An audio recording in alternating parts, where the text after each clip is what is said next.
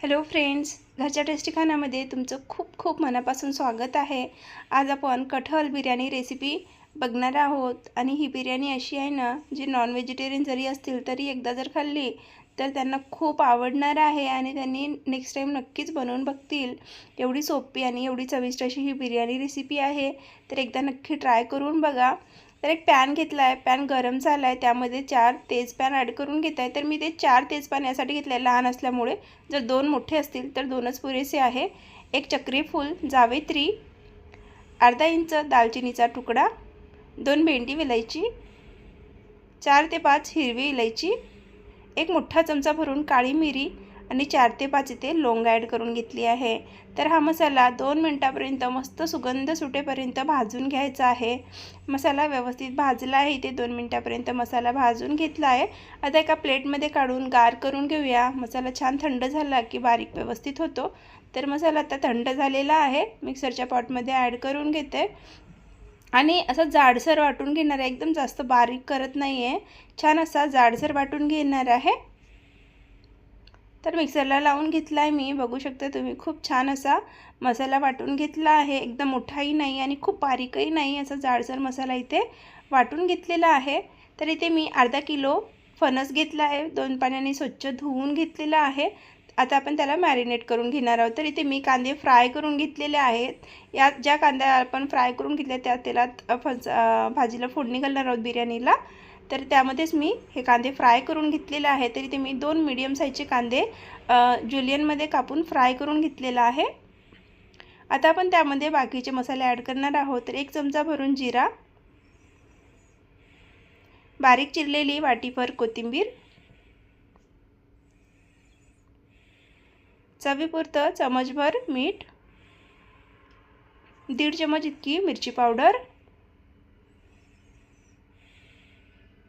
गरम मसाला 1 चमचा, अर्धा चमच हळद, 1 चमच धने पावडर आणि 2 मोठे चमचे भरून तेल ॲड केलं आहे। तरी ज्या तेलामध्ये मी कांदे फ्राय करून घेतले आहेत तोच तेल इथे मी ॲड करत आहे। आणि 1 वाटी आंबट दही घेतलेली आहे। आंबट दहीने खूप छान चव येतो आणि आपण जो हा बिर्याणी मसाला घरी वाटून घेतला आहे आत्ता, तो मसाला यामध्ये ॲड करून घेतला आहे। तर त्यामधला 1 चमच मसाला मी ठेवून घेतला आहे, नंतर आपल्याला वरून ॲड करायचा आहे। 2 मोठे चमचे भरून लसूण अद्रक पेस्ट, सगळा मसाला ॲड करून झाला आहे। आता हाताने व्यवस्थित मॅरिनेट करून घेऊ, म्हणजे पूर्ण फोडीला व्यवस्थित इथे मसाला लागेल, अशाप्रमाणे आपल्याला याला मॅरिनेट करून घ्यायचं आहे। तर फणस व्यवस्थित मॅरिनेट करून झाला आहे। आता अर्ध्या तासासाठी रेस्टवर ठेवूया, म्हणजे छान असा आतपर्यंत फ्लेवर जाईल। फणसाला अर्धा तास भिजवायला ठेवला आहे, तसेच तांदळाला सुद्धा अर्ध्या तासासाठी आपण धुवून भिजत ठेवणार आहे। त्याच्याने खूप छान मोकळा मोकळा असा भात शिजून तयार होतो। तर इथे मी बासमती राईस घेतलेला आहे 2 कप, म्हणजेच अर्धा किलो इतकं बासमती राईस घेतलेला आहे आणि स्वच्छ 2 पाण्याने धुवून भिजून ठेवला आहे। तर आता अर्धा तास झालेला आहे, मॅरिनेट केलेलं फणसही रेडी आहे आणि आपला तांदूळही रेडी आहे। तर आधी आपण भाजीला फोडणी घालूया। त्यासाठी मी एका कढईमध्ये, ज्या कढईमध्ये कांदे फ्राय करून घेतले होते ना, त्याच कढईतल्या तेलामध्ये आणखी 2 मीडियम साईजचे कांदे जुलियनमध्ये चिरून घेतले होते, ते यामध्ये ॲड करून घेणार आहे आणि गोल्डन ब्राऊन होईपर्यंत याला भाजून घेणार आहे। तेल कमी असेल तर तुम्ही थोडंसं तेल यामध्ये ॲड करून घेऊ शकता।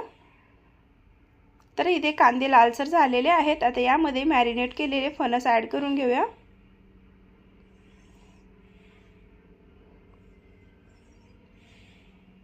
आता 2 ते 3 मिनिटांपर्यंत फणसाला मसाल्यामध्ये भाजून घ्यायचं आहे।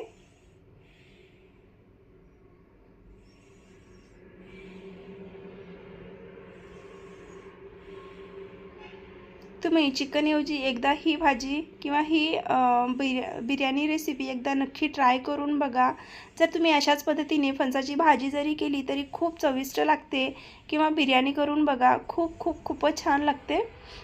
तर इथे मी 2-3 मिनिटांपर्यंत भाजून घेतल्यानंतर झाकण लावून 5 मिनिटांपर्यंत फणसाला शिजवून घेतलेला आहे।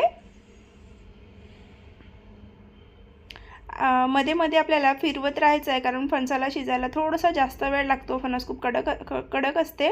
तर थोडंसं मध्ये मध्ये चम्मचने फिरवत राहायचं, बुडाला लागू नये त्यासाठी।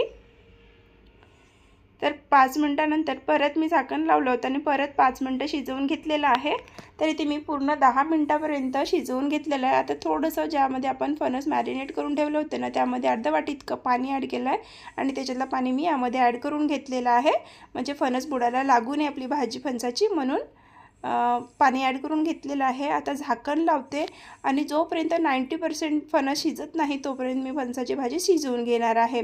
भाजी शिजत आहे तोपर्यंत आपण इकडे भातसुद्धा रेडी करून घेऊया. तरी ते मी पाणी घेतलेलं आहे, उकळवण्याकरिता पाणी ठेवलं होतं. पाण्याला व्यवस्थित पाणी गरम झालं इथे. त्यामध्ये 1 चम्मच जिरा आणि काही मसाले ॲड केलेले आहेत, खडे मसाले. तर 4-5 लवंग, 4-5 काळ्या मिऱ्या, 1 भेंडी विलायची, 1-2 हिरव्या इलायच्या आणि एक अर्ध्या लिंबाचा रससुद्धा पिळून घेतलेला आहे. 2 हिरवी मिरचीसुद्धा ॲड करून घेतलेली आहे आणि चवीपुरतं भरपूर सारं मीठ ॲड केलं आहे. 2 ते 3 चमचा इतका मीठ इथे लागेल तेवढा मीठ मी यामध्ये ॲड करून घेतलेला आहे. तर आता पाण्याला उकळी आलेली आहे. आता आपण जो धुवून ठेवलेला तांदूळ होता तो यामध्ये ॲड करून घ्यायचा आहे आणि तांदूळ पण 90% एवढा शिजेल तिथपर्यंत शिजवून घ्यायचा आहे. जास्त एकदम नरम होईपर्यंत तांदळाला शिजवून घ्यायचं नाही किंवा जास्त कच्चंसुद्धा ठेवायचं नाही आहे, कारण ही कटहल बिर्याणी आहे. तर याला जास्त वेळ वाफवायचं पण नसतो. त्यासाठी थोडंसं भात कसा शिजवायचं ते तुम्ही बघून घ्या व्हिडिओमध्ये. बघा आपला भात शिजून इथे तयार झाला आहे. तर एवढंच आपल्याला भात शिजवून घ्यायचं आहे, याच्यापेक्षा जास्त भात शिजवायचं नाही आहे. तर 90% भात शिजून इथे तयार झाला आहे. आता लगेच आपण लेअरिंग करून घेऊया. इथे भाजी चेक करून घेते, बघू शकता भाजीसुद्धा शिजून तयार झाली आहे. म्हणजे एवढं फणस आपल्याला शिजवून घ्यायचं की हाताने आपण तोडू शकतो इतपत आपल्याला फणस इथे शिजवून घ्यायचं आहे. तर भाजी शिजून तयार झाली आहे. यामध्ये थोडीशी ग्रेव्ही कमी वाटत आहे, त्यासाठी इथे मी भातातलं थोडंसं पाणी घेतलेलं आहे. 2-3 चम्मच इतकं पाणी यामध्ये मी ॲड करून घेत आहे. म्हणजे आपल्याला याच्यावरची थोडीशी ग्रेव्ही काढून घ्यायची आहे लेअरिंगमध्ये टाकण्याकरिता. तर मी 2-3 चम्मच पाणी ॲड केलेलं आहे भातातलं. यामध्ये जो आपण भात शिजवायला ठेवलं आहे ना त्याच्यात 2-3 चम्मच पाणी काढून यामध्ये ॲड करून घ्यायचं आहे. सिंपल आहे. तर पाणी ॲड केल्यानंतर परत 5 मिनटं शिजवून घेते. बघा छान आता तर्री आली आहे. वरची जे तर्री आहे ना ती एका वाट्यामध्ये काढून घेऊया आणि काही फणसाच्या फोडीसुद्धा काढून घेणार आहोत.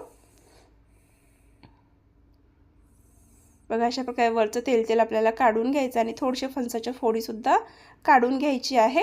तर एवढी भाजी इथे मी बुडाला ठेवलेली आहे, पहिल्या लेअरिंगमध्ये ठेवली आहे. वरून आपल्याला भात ॲड करायचा आहे, भाताची एक लेअर टाकायची आहे.